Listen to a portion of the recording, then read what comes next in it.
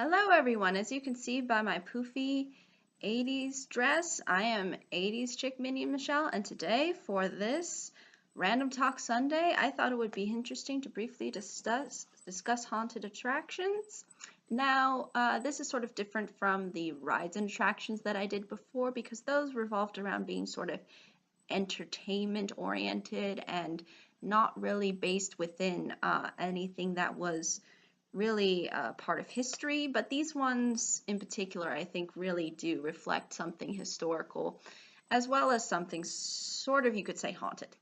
And in case anybody was wondering how the Minions conference went, oh, it was great. Lots of evil and lots of food and lots of joy. So without further ado, let me sort of discuss some of these attractions that I think are definitely worth visiting around this time of year if you enjoy this kind of experience. The first one I wanted to mention is the Queen Mary, which is within California, Long Beach.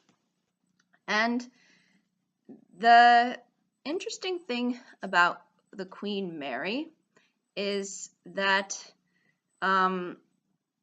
there are a lot of things that are historical about it, like the fact that it has been around for a while, and it has had this kind of huge heritage and history associated with the ship. And there's certain sort of tours that happen around Halloween that you can take that sort of discuss the history as well as the supposed hauntings that take place there. In particular, they mentioned ones that revolve around a sailor who died on the ship's engine room, a lady in white, and children who drowned in the ship's pool. So, interestingly, there have been some unfortunate accidents on the Queen Mary, and the tours that they have, especially the ones around Halloween time, really do sort of showcase that, and I think they like to show that historical aspect and how it sort of relates to history. And it's definitely an interesting attraction because, again, it's a boat, so it's not like a house that's on solid ground, and again, it's an actual place where you can stay overnight, and there is also various, I guess they have certain rooms where you can actually kind of like book weddings and stuff. I think they even have like a little chapel thing on part of the wedding, part of the back of the ship.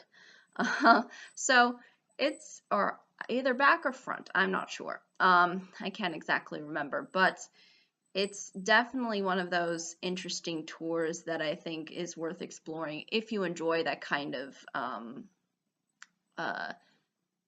environment and that kind of history and wouldn't mind exploring, you know, the whole ship and what it has to offer.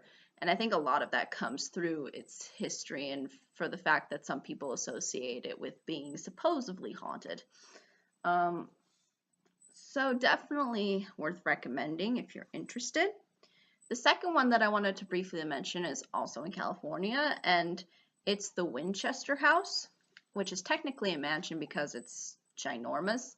But it was made by Sarah Winchester after her husband passed away. She inherited a lot of money, and so she decided to build this mansion. Now, the interesting thing about this mansion is it's very goofy looking in how she designed it. It's not a typical mansion of what you would expect.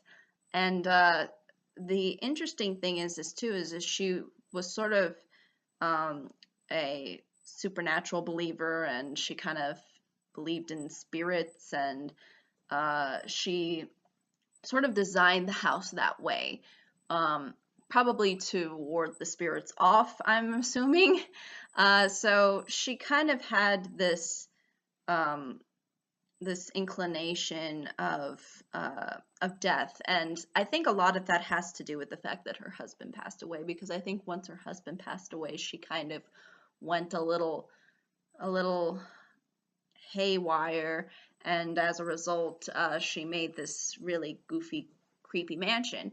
And I think that's very interesting, uh, because unlike the Queen Mary, it's really about one person's story.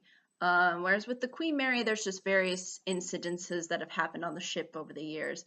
Whereas Winchester is largely and primarily centered around Sarah Winchester and her passion to build this really creepy, weird-looking mansion.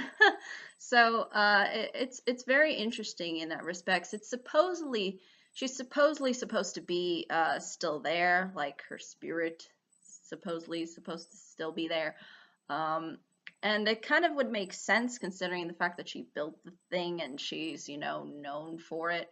But I think it's definitely one that's worth um, exploring if you enjoy that kind of environment. And there's, I think, a lot of history to it, and I think it's only worth experiencing because, again, like the Queen Mary, it's a very experience oriented, and it's really designed to make you feel like you are going into sort of, I guess, her psyche, because that's pretty much how she sort of based the house around, and I think it sort of shows. So it's definitely one of those attractions that I think if you have the opportunity, definitely check it out if you can.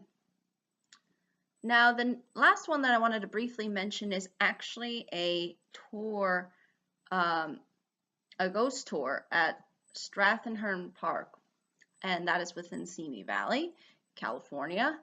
And the interesting thing about this this tour in particular, it's basically going through a ghost town. So it has all these different little buildings, and it's it's like a town within Simi Valley. And there's a lot of history behind this town. Uh, there's a lot of stories associated with the town and its history. And during Halloween, they have like sort of a tour where you can go, and they'll have actors who basically tell you about the various stories that have occurred over the years at and around that location within Simi Valley. So it's really it's just a really fun and unique experience compared to, I think, a lot of other haunted attractions. And I'm sure there's others out there within other states that are just as enjoyable. It's just that these three are the ones that I'm most familiar with because I live in California. So these, I think, are the ones, in particular, the Queen Mary and Winchester are of the more famous ones that I know of.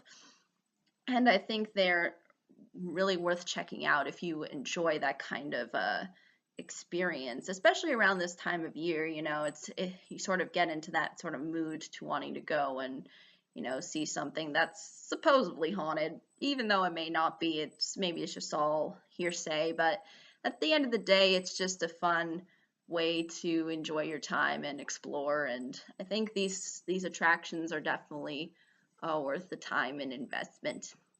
But ultimately, I think that's really all I can say. But if there are any questions, comments, concerns, more than happy to answer them. Thank you so much for watching. I hope you all have a pleasant day, week, month, and year, and enjoy the rest of this lovely Halloween season. And I hope the next minion does her job well. Bye-bye now.